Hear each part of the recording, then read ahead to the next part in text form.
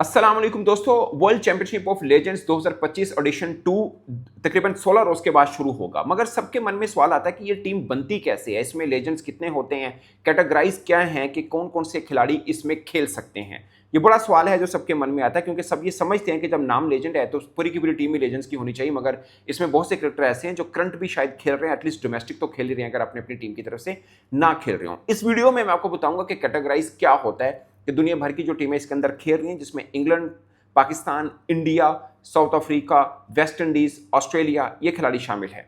और इसमें क्या है, कप्तान कौन हो सकता है, खिलाड़ियों की कैटेगराइज क्या है, ए बी सी कैटेगरी क्या है, कौन कौन इसमें खेल सकता है, वो सब मैं आपको इस वीडियो में बताऊंगा। सबसे पहले ये कि जो लेजेंड्स आप समझते हैं, इसका मतलब कि हर टीम का कप्तान एटलीस्ट लेजेंड होना बहुत जरूरी है। ये वो अपने लेजेंड हो अपने देश का। मिसाल के तौर पर पाकिस्तान की तरफ से पहले यूनुस खान थे, अब इस बार शाहिद खान अफरीदी हैं। और वेस्ट इंडीज़ के क्रिस गेल हैं, ब्रेटली ऑस्ट्रेलिया के हैं, डिविलियर जो हैं साउथ अफ्रीका के हैं, एन मॉर्गन जो कि वर्ल्ड चैंपियन टीम उनके 2015 का जो 2019 का जो वो जीते थे, उसके वो कप्तान थे। और युवराज सिंह सब जानते हैं कि वो इंडिया के एक लेजेंड क्रिकेटर हैं, ऑलराउंडर हैं। 2011 में उनकी परफॉर्मेंस सब जानते हैं, 2007 T20 वर्ल्ड कप में सब उनको पहचानते हैं। वंडरफुल क्रिकेटर, मुझे लगता है कि वो क्रिकेटर हैं जिसको जो विदिश मिलनी चाहिए। अगरचे इंडिया में बहुत मिलती है, क्रिकेटर्स को बहुत इज्जत मिलती है, मगर जो इनको मिलनी चाहिए वो उस तरह की मिलती नहीं है। ये उस कद काट के ही क्रिकेटर हैं जो आप MS धोनी को समझते हैं, आप सचिन तेंदुलकर को समझते हैं। ऑलराउंडर पॉइंट ऑफ व्यू से इनसे बड़ा शायद मुझे नहीं लगता कि इंडिया के अंदर कोई होगा। स्पिन कैटेगरी में बात कर रहा हूँ। तो ये है एक।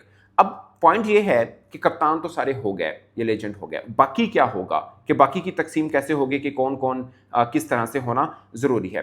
तो इसकी दोस्तों कैटेगराइज ये होती है कि 2 खिलाड़ी ऐसे होने चाहिए जिन्होंने 250 इंटरनेशनल मैचेस एटलीस्ट खेले हों।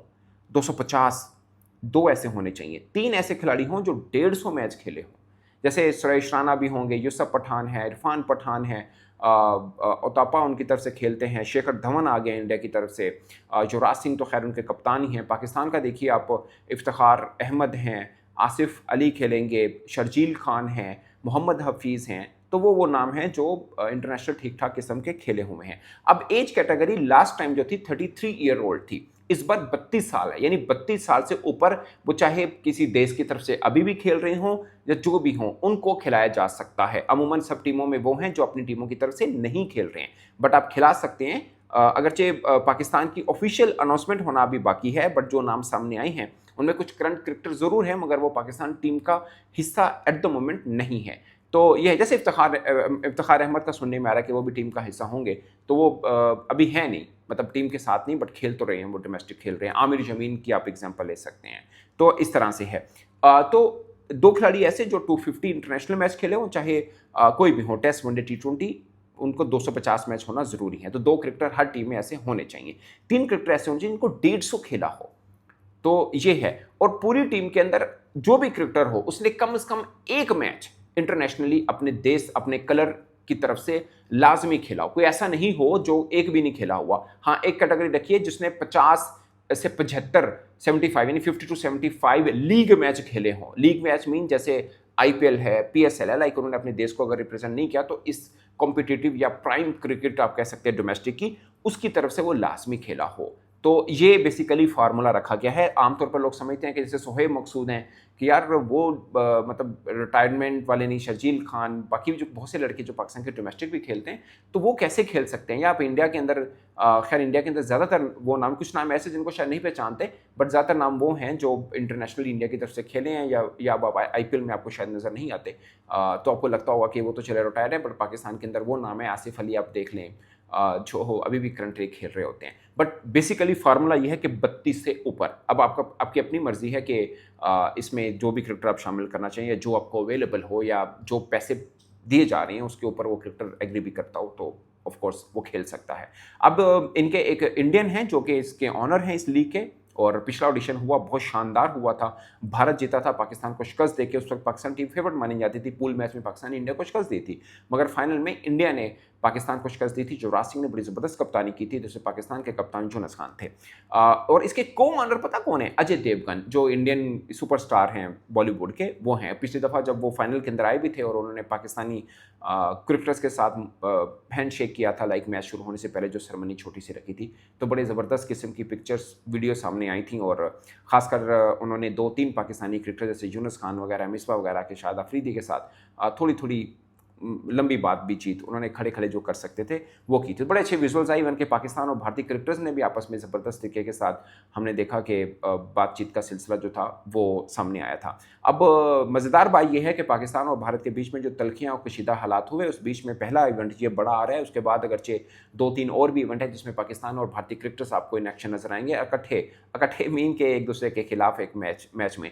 तो ये वो चीज़ें हैं जो सब देखना चाहते हैं। अगरचे पाकिस्तान इंडिया का कंबाइन कोई इंटरेक्शन टाइप की कोई चीज़ है, तो वो भारत के अंदर दलजीत दोसांझ की फ़िल्म है सरदारजी 3, जिसमें हानिया आमिर पाकिस्तान की फ़नकारा हैं और दलजीत दोसांझ इंडिया के हैं। पाकिस्तान के एक और दो भी नाम हैं जो उसके अंदर इन एक्शन हुए हैं, जैसे नासिर चिन्योटी कॉमेडियन हैं, वो हैं।